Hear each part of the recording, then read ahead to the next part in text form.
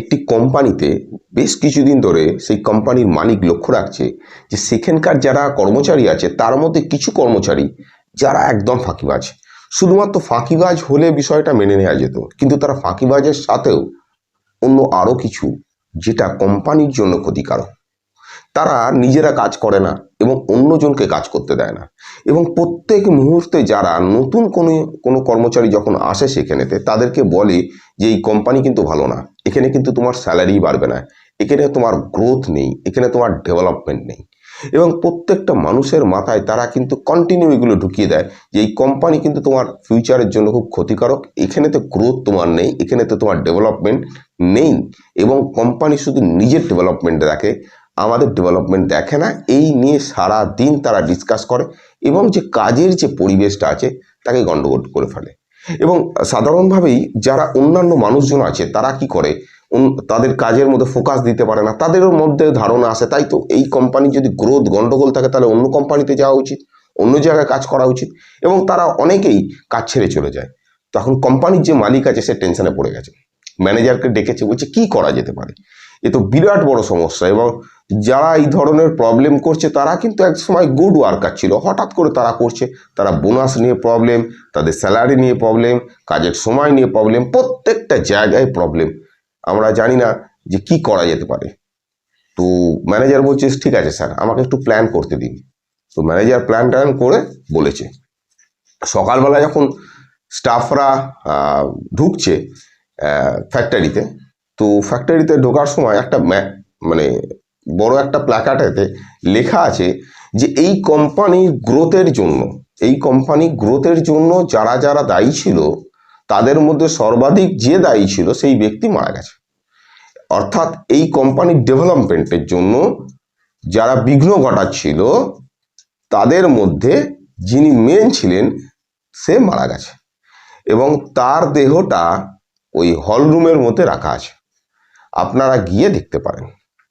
তো এবার যারা যারা ওখানেতে নেগেটিভ মাইন্ডসেটের লোকজন ছিল তারা ভাবছে যে তার মানে আমরা যেভাবে গ্রোথ আটকাচ্ছিলাম আমাদের থেকেও কেউ আছে যে গ্রোথ আটকাচ্ছে, তাকে দেখা দরকার। তো তো সেই অনুযায়ী তারা কি করেছে, বেশ মনে একটু উৎফুল্ল তৈরি হয়েছে তাদের মধ্যে যে যে আমরা তো নেগেটিভ মাইন্ডসেটের, তো আমাদের থেকেও এমন কে আছে যে কোম্পানির গ্রোথ পুরো আটকে দিচ্ছিল, সে মারা গেছে, দেখা যাক।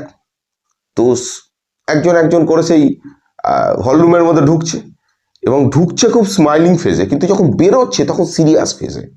তাদের মধ্যে মেন যে কালপিট সেও দাঁড়িয়ে আছে। তো সে ঢুকেছে, ঢুকে গিয়ে দেখছে যে ভেতরেতে একটা কফিন আছে, এবং কফিনটা যেই খুলেছে দেখছে যে তার মুখটাই দেখা যাচ্ছে, আবার বন্ধ করে দিয়েছে। তারপরে আবার ধীরে ধীরে ধীরে ধীরে কফিনটাকে খুলেছে, যখন খুলেছে দেখছে তার মুখই দেখা যাচ্ছে। ঘাবড়ে গেছে, এই কি ব্যাপার। পাশে যাই দাঁড়িয়ে আছে তার উপর বলছে কি ব্যাপার, এখানে তো আমার মুখটা দেখা যাচ্ছে কেন। বলছে ভালো করে দেখো, ভালো করে খুলেছে, এবার কফিনটা পুরোটা খুলে দিচ্ছে, দেখছি হ্যাঁ তাই তো, পুরো মুখ দেখা যাচ্ছে, শরীর দেখা যাচ্ছে। বলছে কি ব্যাপার এটা। তারপর দেখছি যে ভেতরে একটা আয়না লাগানো আছে। এবার রেগে গেছে, বলছে এটা কি অবদ্ধতা, আমি মারা যাইনি, আমাকে কফিনের মধ্যে দেওয়া হচ্ছে। তার পাশে একটা কাগজ আছে লেখা, আপনার গ্রোথ কেবলমাত্র আপনি বন্ধ করতে পারেন, আপনার ক্ষতি আপনার থেকে বড় কেউ করতে পারে না। যেটা আপনি করছেন, আপনি নিজের ক্ষতি করছেন, তার সাথে কোম্পানির ক্ষতি করছেন। তাই আপনি চোখ খুলুন এবং আপনার গ্রোথকে দেখুন, আপনার গ্রোথ আপনার সাথে চলতে চায়। এবং সবাই বেরিয়ে যাচ্ছে লেখাটা থেকে। তো বিষয়টা কি, বিষয়টা হচ্ছে যে মোরাল অফ দ্য স্টোরি কি, যে আমরা আমাদের গ্রোথকে অ্যাকচুয়ালি দোষ দিই যে অন্য মানুষের জন্য আমার গ্রোথ আটকে যাচ্ছে। অ্যাকচুয়ালি আমাদের গ্রোথ কিন্তু আমরা আটকে দিই। আমরা আমাদের গ্রোথ কেন, আমাদের লাইফের ডেভেলপমেন্টের জন্য যে ওয়েগুলো আছে না সেগুলো আটকে দিই।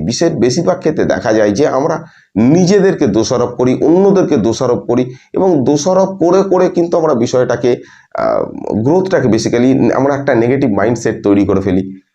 আমরা কিন্তু এগোতে চাই না তখন, এবং বা এগোতে পারি না। খুব ভালো করে ভাবতে হবে যে আমরা, আপনি যদি বাস্তবে দেখেন, আমরা সারাদিনে দেখবেন একটা মানুষ সারাদিনে কতবার অন্য মানুষকে দোষ দেয়।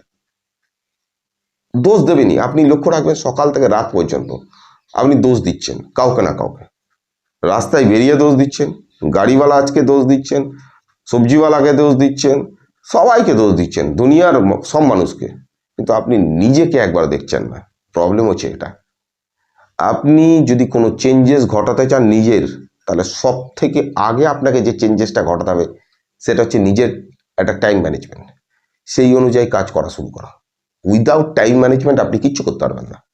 আর আপনি যদি ডেভেলপ করতে চান নিজেকে, তাহলে নিজেকে খানিকটা পড়াশোনার মধ্যে রাখুন এবং নিজেকে লক্ষ্য রাখুন যে আপনি আপনার মধ্যে রিসেন্টলি কোন হ্যাবিটের পরিবর্তন ঘটিয়েছেন। লাস্ট কিছুদিনের মধ্যে আপনি কোন হ্যাবিটের পরিবর্তন ঘটিয়েছেন এটা আইডেন্টিফাই করুন। আইডেন্টিফাই করে সেই হ্যাবিটটাকে নোট ডাউন করুন যে আমি কোন হ্যাবিটটার পরিবর্তন ঘটেছি। আমি কি হাসতে ভুলে গেছি?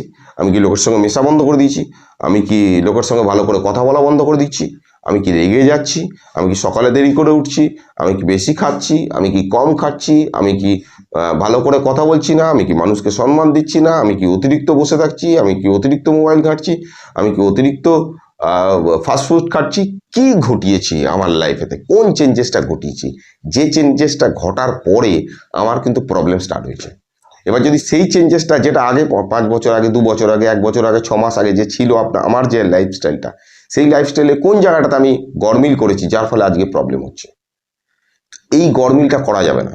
আপনার লাইফস্টাইল যেমন ছিল ঠিক তেমন জায়গায় ফিরিয়ে নিয়ে যাওয়ার চেষ্টা করুন।